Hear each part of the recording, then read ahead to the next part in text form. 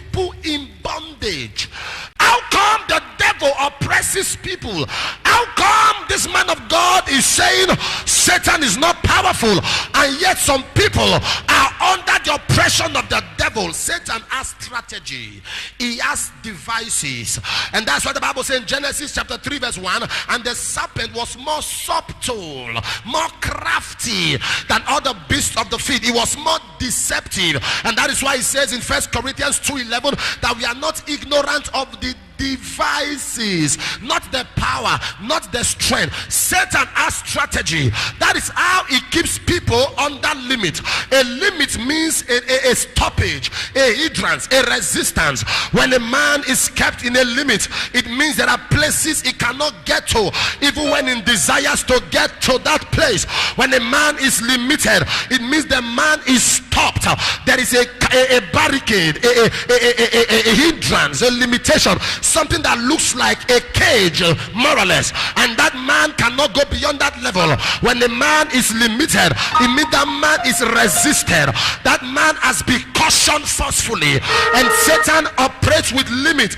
And that is why I tell people, when the devil wants to operate, he operates with strategies, he plans devices. And that is why you see people today, there are three things that keep people in bondage. If it is not sin, it is manipulation. If it's not manipulation, it is foundational problem. Anything men go through in life is around these three departments: product of sin, or satanic manipulation, or family foundation.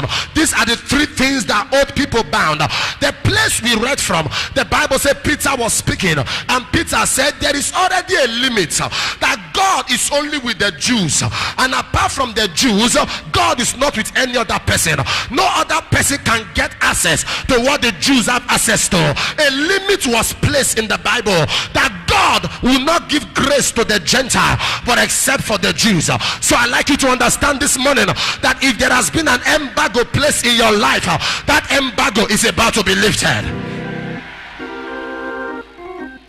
Peter said, God has told us that we should not mix with any other company. God has told us that we should not associate with any other group of people. But there was a man called Cornelius. I'm coming to his story. Cornelius broke that record. He said, God may have said he won't visit the Gentiles, but I will change God's mind. God may have said he won't move in my favor. Since the Holy Ghost refused to move, I moved the Holy Ghost. I've made up my mind that even if they said God is not for the Gentiles, I am breaking that record. And I discovered that God had to change his mind because of a man. And when I studied that, different things began to go through my spirit. And one of the things that went through my spirit as I was meditating is that no man is useless. There is no man that is useless. He may be mental on the street, but if God touches him, situations can change. He may be down to nothing, but God is up to something. He may be down on the ground, but God is still on the throne. He said, I know the thought that I think towards you, a thought of peace and not of evil, to give to you an expected end. Lift your voice and shout fire. I run through the life of Cornelius, and as I was going through the life of Cornelius, I said, what did the man do to utter? Because God works also with strategies.